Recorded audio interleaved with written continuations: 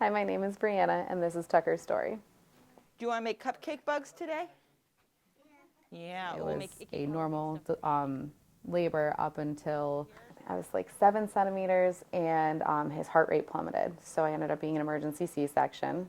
They did an EKG, and they found some irregularities there. So he ended up seeing a cardiologist before being diagnosed with Pompe for heart-related issues that they didn't exactly connect to Pompe initially.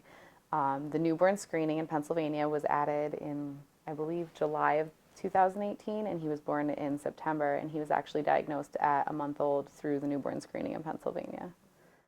So you got a phone call, and they said that I needed to go see CHOP immediately, and we saw him the next day. We went to see Dr. John. He's a specialist on Pompe, so we're fortunate that he's so close to us. And then from there, they have to do more genetic testing because it's a genetic disease, and you have to find out there's either infantile or late onset, and you need to know specific variants of the genes to be able to diagnose which of the two Pompe diseases it would be. Pompe disease is a glycogen storage disorder. There's several types. Pompe is type 2. It's when the body doesn't make enough of or doesn't make any of the enzyme that breaks down glycogen at the lysosomal level, which is part of your muscle tissue. So it causes that to build up. And when the glycogen builds up, it causes like weakness, stiffness, stenosis, all of the muscles that it affects. In infantile, it affects more of the heart, respiratory, and skeletal as well. But in infantile, you make no enzyme. Tucker's fortunate in that he is late onset, suspected late onset. He does make some enzyme, but not enough at the moment. If he were to end up not making enough enzyme at any point and not have that replaced, it causes permanent, irreversible damage to the muscles. So that's why they monitor him so closely, because you can't reverse the damage that's caused by Pompe. There's no like set way that Pompe affects you. Every patient, like person I've met, it's nice thanks to social media, you get to know, like I know people around the world with Pompe disease, but every person's at a different point. It matters when you catch it, when you start treatment. Some people it only affects like they have weak ankles. Some children that have like near the same diagnosis as Tucker have like support things to help them walk, like MOFOs, and have to use walkers because it wasn't caught as early. Like therapy, physical therapy makes such a difference in children because it gives them an opportunity to be able to use those muscles. And having someone like Jean that's so aware of Tucker's abilities and aware, like she's the first person that'll tell me like, hey, he's extra tired this week, we need to keep an eye on him. And I'm so thankful for that, so thankful. Whoa, yay! Go get the ball. It's hard work for him, especially like the twisting that she's been working with him and like standing on a different surface. It engages so many more muscles when you're standing there than like you would think being on a hard or a softer surface.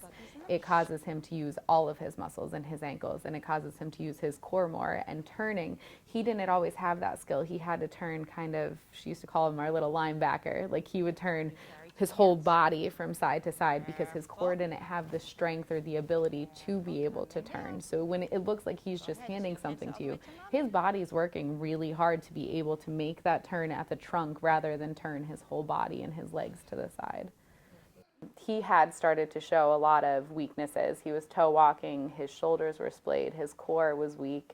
He was easily fatigued. Like even in a half-hour session with Jean, he would need like several rest periods. Sometimes he sat most of the time he saw her. And just in the last couple, like since we started back to therapy, he's just energetic. He's cutting out naps. He's hitting back to where I guess a typical baby would be. There's a treatment for Pompe that's called enzyme replacement therapy, and it involves them getting infusions, eventually a portacath, and they get the synthetic version of the enzyme they don't produce biweekly, infused. We actually were set up to start that in March. He got pushed back, and he actually somehow his body regenerated enough enzymes that he's back to baseline, and we don't have to start treatment. There's some science out there right now, and clinical trials for what's called gene replacement therapy, which would actually be like a 1 or 2 time infusion that could create a change in the body that he can create the enzyme himself, but nothing's on the market right now. Enzyme replacements bi-weekly for life. Oh, take him up the mountain. With Tucker, it's hard. We've had the conversations with therapy, like based on his fatigue level and based on where he's at, because it's so variable with Pompe. Yes, we're hoping to start school. We're hoping to be able to let him do some things. It's questionable whether he'll be able to like play sports or soccer like his older brother or do anything like that. It's really a very, you only have short spurts of being able to, I guess, enjoy him as being a typical kid. Like you get that clearance for 3 months and you're like, okay, so the next 3 months I'm not gonna stress, he's okay. And then comes the next appointment, and the stress with that is, what if he doesn't do good on his tests? What if his labs are elevated? Then it could be, okay, here starts treatment. It's like a very short reassurance that occurs every couple months.